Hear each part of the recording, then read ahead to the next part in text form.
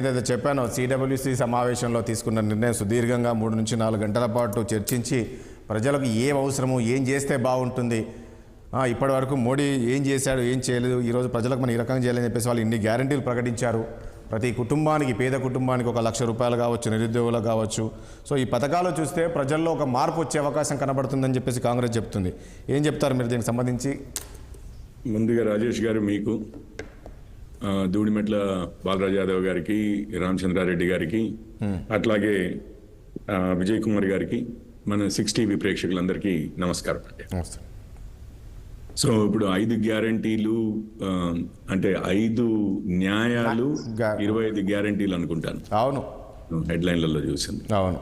So 25 గ్యారంటీలు ఇవ్వబోతున్నారు ఈ ఎలక్షన్లోకి వెళ్తూ కాంగ్రెస్ వారు. మొదటిది ఇది కాంగ్రెస్ వారిదా లేకపోతే ఇండి అలయన్స్ కూటమి మొత్తానిది కామన్ మినిమం ప్రోగ్రామ్ లాగా మరి వారందరిది కలిపి ఈ గ్యారంటీలు ఇవి ఉంటాయేమో కొంచెం క్లారిటీ రావాల్సి ఉంది. అవును, అది మొట్టమొదటి విషయం. ఎందుకంటే వీరికి దాదాపు ఎన్ని సీట్లు అయితే ఉన్నాయో ఈరోజు, ఇప్పుడు ఏదో వీరికి 100 సీట్లు ఉన్నాయి, మిగిలిన వాళ్ళకి అందరికి 10-15 ఉన్నాయి అని అన్నట్టుగా ఉంటే అది వేరేగా ఉండేది. కానీ చాలా మందికి దాదాపు వీరికన్నా ఒక 10-20 సీట్లు తక్కువ ఉన్నాయి అంతే. వీరికి 50 వస్తే 30లో అక్కడ నేను అనుకోవడం తమిళనాడులో డిఎంకే అయినా లేకపోతే వెస్ట్ బెంగాల్లో మమతా బెనర్జీ గారిది అయినా, మరి వారితో వెళ్తున్నారో లేదో తెలియదు. కానీ మొదటైతే ఇండి అలయన్స్ లో వారు భాగస్వామ్యులే ఉండే. మరి వారైనా వీరందరికీ కూడా దాదాపు సమానంగానే సీట్లు ఉన్నాయి. ఒక 10-15 అటు ఇటు ఉన్న సబ్స్టాన్షియల్ గానే ఉన్నాయి. మరి వారందరితో మాట్లాడి ఈ గ్యారంటీలు వారంటీలు ఇవ్వడం జరుగుతుందా, ఈ న్యాయాలు మేము చేస్తామనడం జరుగుతుందా అనేది తెలియదు. ఎందుకంటే మొన్న భారత్ జోడో యాత్రలో రాహుల్ గాంధీ గారు భారత్ జోడో యాత్ర చేస్తున్నప్పుడు వీరెవరు అది ఇండి అలయన్స్ యాత్రగా ఏమీ కనపడలేదు. అది కేవలం కాంగ్రెస్ యాత్రగాను, అండ్ చాలా మంది ఇండి అలయన్స్ లో భాగస్వామ్యులు ఇంతకుముందు చెప్పుకున్న వారు కూడా దాని తర్వాత ఈ న్యాయ యాత్ర అవుతున్న కొద్దీ కొంచెము విడిపోవడం అనేది జరిగింది. మనం చూస్తూనే ఉన్నాం. మరి సో ఇప్పుడు వీరిది ఎంతవరకు మరి ఇండి అలయన్స్ రేపు అధికారంలోకి వస్తుందా లేదా, ఉట్టి కాంగ్రెస్ అయితే అధికారంలోకి వచ్చే పొజిషన్ లో లేదనేది అందరికీ తెలిసిందే. ఇండి అలయన్స్ కూడా అధికారంలోకి వచ్చే పొజిషన్ లేదని, కానీ అట్లీస్ట్ డైరెక్ట్ గా అయితే వచ్చే పొజిషన్ లో లేనప్పుడు అది మొత్తం మరి వారి ఇండి అలయన్స్ కామన్ మినిమం ప్రోగ్రామ్ గా ఇది డిక్లేర్ చేసినప్పుడు దాని మీద మళ్ళీ చర్చించవచ్చండి. అది ఒకటి పాయింట్.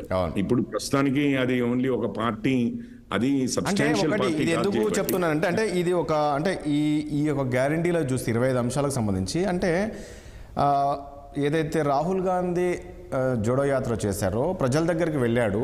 సో ప్రజల సమస్యలు తెలుసుకున్నావు కాబట్టి ఇప్పుడు మనం ఇచ్చే గ్యారంటీలు ఏవైతే ఇవన్నీ కూడా ప్రజలకు అవసరమైన గ్యారంటీలు, ఇవి ప్రజలు మనల్ని విశ్వసిస్తారు అనేది వీళ్ళు చెప్తారు. అది ప్రజలు చెప్తారండి. ఇంకెన్ని రోజులు ఉంది, ఆల్రెడీ నిన్న ఇది వచ్చేసింది కదా, మోడల్ కోడ్ ఆఫ్ కాండక్ట్ వచ్చేసింది. ఇంకో 2 నెలల్లో మొత్తం అయిపోద్ది దాదాపు. ప్రజలు ఎంత నేర్చుకున్నారు భారత్ జోడో యాత్రలో రాహుల్ గాంధీ గారు అన్న విషయం మీద, నిజంగానే ప్రజలకు ఏం కావాలి అని చెప్పి తను నిజంగా ప్రజలకు ఏం కావాల్సింది ఉండింది, తాను అర్థం చేసుకున్నది ఏంటి, ఆ అర్థం చేసుకోవడంలో లోపం ఉందా, లేకపోతే నిజంగానే చాలా అంతకుముందు కన్నా ఇప్పుడు చాలా ఎదిగారా రాహుల్ గాంధీ గారు ప్రజలను అర్థం చేసుకోవడంలో అనేది ఈ ఓటింగ్ జరిగిన తర్వాత మనకు వచ్చే సీట్లను బట్టి అర్థమైపోతాడు. అంటే కిషోర్ గారు ఒకటంటారు, ఇప్పుడు సరే మీరు చదివారు, ఈ రోజు మనం అంతా కూడా హెడ్లైన్స్ చూసాం. ఈ రోజు అంటే కాంగ్రెస్ సిడబ్ల్యూసీ తీసుకున్న నిర్ణయాలు ఇవి గ్యారంటీలని, ఇవి చూస్తే మీకు ఏమనిపిస్తుంది? ఇవన్నీ గతంలోనే బీజేపీ మొత్తం చేసింది, మోడీ అన్ని చేశారు, వీళ్ళు కొత్తగా చేసేదే ఉంది.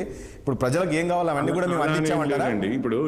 ఇప్పుడు చూస్తే ఇవన్నీ దాదాపు ఇందులో ముఖ్యమైనవి అట్లీస్ట్ మనం అంతకుముందు చూసినవే అని చెప్పి మనకి అనిపించింది. డేజావు అంటారు ఇంగ్లీష్ లో. సో ఇది ఎక్కడో ఈ సినిమా అంతకుముందు ఎప్పుడో చూసినట్లుందే అన్న టైప్ లో.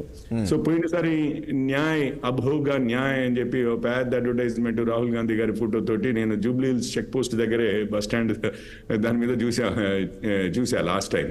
అదేంటంటే 2019లో 72,000 ఇస్తాము ప్రతి కుటుంబానికి, పేద కుటుంబానికి 72,000 ఇస్తాము. ఈసారి పేద కుటుంబంలో ఉన్న స్త్రీకి అంటున్నారు. సరే, అది బ్యాంక్ అకౌంట్ ఎవరి పేరు మీద, పురుషుని మీద ఇస్తారా స్త్రీల మీద ఇస్తారా అనేది మైనర్ డీటెయిల్.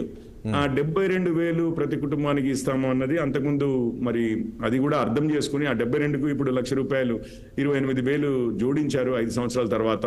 మరి అప్పటి రాహుల్ గాంధీ గారి అవగాహనకి, భారతదేశం ప్రజల యొక్క అవసరాల అవగాహనకి, దాని తర్వాత ఈ రోజు అవగాహనకి పెద్ద తేడా లేదనిపిస్తుంది ఒకటి. సో మరి అప్పుడు ప్రజలైతే రిజెక్ట్ చేశారు. ఎన్నడూ లేని విధంగా బీజేపీకి ఆసారి 303, దాని తర్వాత ఎన్డీఏకి 350 సీట్ల పైగా లోక్సభలో కట్టబెట్టారు. అది ఒక విషయం అండి. రెండో విషయం ఏంటంటే అది అంతకుముందు చేసిందే ఆ న్యాయం అని చెప్పేసి 72,000 పేద కుటుంబాలకు అని చెప్పిన తర్వాత మళ్ళీ ఆ ఎలక్షన్లు అయిపోయిన తర్వాత సరే పార్లమెంట్లో అంటే వాళ్ళకి పెద్దగా సీట్లు రాలేదు, అధికారం రాలేదు కదా, పోనీ రాజస్థాన్లో కానీ మధ్యప్రదేశ్లో కానీ వారు ఉన్న కొద్ది సమయంలో అయినా, లేకపోతే ఛత్తీస్గఢ్లో ఎక్కువ సమయం ఉన్నారో అక్కడ కానీ, ఇంకెక్కడైనా మొన్నే అధికారంలోకి వచ్చిన కర్ణాటకలో కానీ, లేకపోతే హిమాచల్ ప్రదేశ్లో కానీ ఇంకెక్కడైనా మరి రాహుల్ గాంధీ గారు న్యాయం అన్నారు కదా 72,000 అనేది మరి ఒక రాష్ట్రంలో అయినా కానీ శాంపుల్గా ఏమైనా ఇంప్లిమెంట్ చేశారా అని అంటే అది లేదు.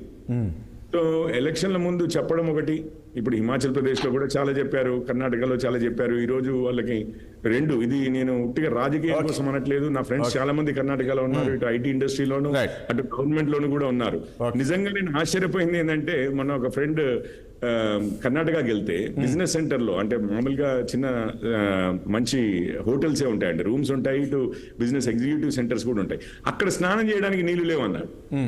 కరెంటు పోతోంది గంటల కొద్దీ అంటున్నాను, గంటల కొద్దీ కరెంటు పోతుంది. ఇదేదో సబ్ స్టేషన్లలో రిపేర్ అయింది, ట్రాన్స్ఫార్మర్ పేలిపోయింది కాబట్టి 1 గంట సేపు 2 గంటల సేపు ఒక దగ్గర మాత్రమే అన్నట్టుగా లేదు. లేకపోతే ఏదో మెయింటెనెన్స్ కోసం అని చెప్పి డౌన్ చేశాము, ఒక 15 నిమిషాలు ఎట్లాగో డౌన్ అవుతుంది కదా, అట్లాంటిది కాదు. గంటల కొద్దీ ప్రతిరోజు కరెంటు పోతున్న పరిస్థితులు చూస్తున్నాం. అంటే ఇక్కడ నాకు ఒకటి కిషోర్, అంటే ఇప్పుడు వీళ్ళు ప్రకటించిన దాంట్లో చూస్తే ఈ గ్యారంటీల విషయంలో వస్తే ముఖ్యంగా యువత వచ్చారు, రైతులు వచ్చారు, మహిళలు వచ్చారు, కార్మికులు, అంటే సో అన్ని చెందిన వాళ్ళు మన దగ్గర కూడా 13 గ్యారంటీలు, ఆ 13 గ్యారంటీలో అందరూ ఉంటారు. నిరుద్యోగ యువత ఉంటది, అందరి ఆ మాత్రము అది ఏముంది, మనం కాలమ్స్ వేసుకుని స్త్రీలని, రైతులని ఆకర్షించే విధంగా లేవంటారా. దాని తర్వాత ఒక్క నిమిషమే, రైతుల విషయంలో కౌలు రైతులని, లేకపోతే రైతు కూలీలని, ఇలా చాలా గ్యారంటీలు ఇచ్చారు మన దగ్గర కూడా. ఇంతవరకు ఒకటి ఇంప్లిమెంట్ అవుతున్న